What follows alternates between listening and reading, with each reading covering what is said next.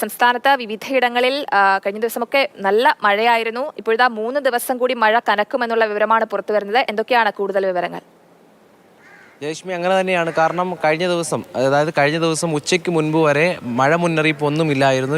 ഈ വരുന്ന 3 ദിവസങ്ങളും എല്ലാ സംസ്ഥാനങ്ങളും ഗ്രീൻ അലർട്ടായിരുന്നു. എന്നാൽ ഉച്ചയ്ക്ക് ശേഷം തിരുവനന്തപുരത്ത് നമ്മൾ കണ്ടത് അതിശക്തമായ മഴയാണ്. ഏതാണ്ട് 4 മണിക്ക് തുടങ്ങിയ മഴ 1 മണിക്കൂറിലധികം അതിശക്തമായി പെയ്തു. ഒപ്പം കാറ്റിൻ്റെ സാന്നിധ്യം ഉണ്ടായിരുന്നു, ശക്തമായ ഇടിമിന്നൽ ഉണ്ടായിരുന്നു. അത് തന്നെയാണ് ഇന്നലെ വൈകുന്നേരം കണ്ടത്. ആ അസാധാരണമായ സാഹചര്യത്തിലാണ് 3 മണിക്കൂർ തിരുവനന്തപുരം, കോട്ടയം, എറണാകുളം, ഇടുക്കി ഉൾപ്പെടെയുള്ള ജില്ലകൾ റെഡ് അലർട്ട് പ്രഖ്യാപിച്ചത്. എന്നാൽ 8 മണിക്ക് ശേഷം ആ അലർട്ട് ഇല്ലാതാവുകയാണ് ഉണ്ടായത്. എന്തായാലും 3 ദിവസത്തേക്ക് മഴ മുന്നറിയിപ്പ് ജില്ലകളിലുണ്ട്.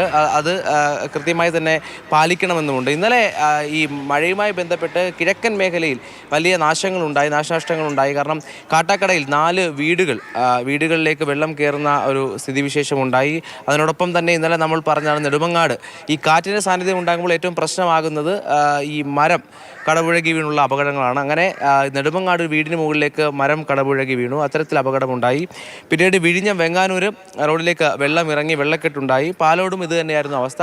നമ്മൾ ഇവിടുന്ന് റിപ്പോർട്ട് ചെയ്യുമ്പോൾ കഴിഞ്ഞ ദിവസം വഞ്ചിയൂർ കോടതിക്ക് മുന്നിലുള്ള റോഡിലൂടെ ഇരുചക്രവാഹന യാത്രക്കാർക്ക് പോകാൻ, അതുൾപ്പെടെയുള്ള ഈ ഓട്ടോറിക്ഷയാകട്ടെ ഇരുചക്രവാഹനമാകട്ടെ അവർക്ക് പോകാനുള്ള ബുദ്ധിമുട്ടുണ്ടായിരുന്നു. പക്ഷേ ഈ മഴയുടെ ശക്തി കുറയുന്നതോടെ വെള്ളം ഇറങ്ങി പോകുന്ന കാഴ്ചയും നമ്മൾ കണ്ടതാണ്. അപ്പോഴും ഒരു ആസൂത്രണത്തിൻ്റെ പിഴവ് ഇവിടെ സംഭവിച്ചിട്ടുണ്ട്. അതായത് ശക്തമായ മഴയുണ്ടായാൽ തിരുവനന്തപുരം നഗരത്തിൻ്റെ പ്രധാനപ്പെട്ട ഭാഗങ്ങൾ തമ്പാനൂരാകട്ടെ വഞ്ചിയൂരാകട്ടെ ഇവിടെ വെള്ളം നിറഞ്ഞുകൊണ്ട് വലിയ പ്രതിസന്ധി ഉണ്ടാകുന്ന കാഴ്ച കണ്ടു. ഏതായാലും അതിനുശേഷമാണ് രാത്രി വൈകിയാണ് ദൗർഭാഗ്യകരമായ വാർത്ത എത്തുന്നത്. വർക്കലയിൽ ഇടിമിന്നലേറ്റ് 19 വയസ്സുകാരൻ മരണപ്പെട്ടു എന്നുള്ള വാർത്ത വരുന്നത്. 8 മണിയോടുകൂടിയാണ് അപകടം ഉണ്ടായത്.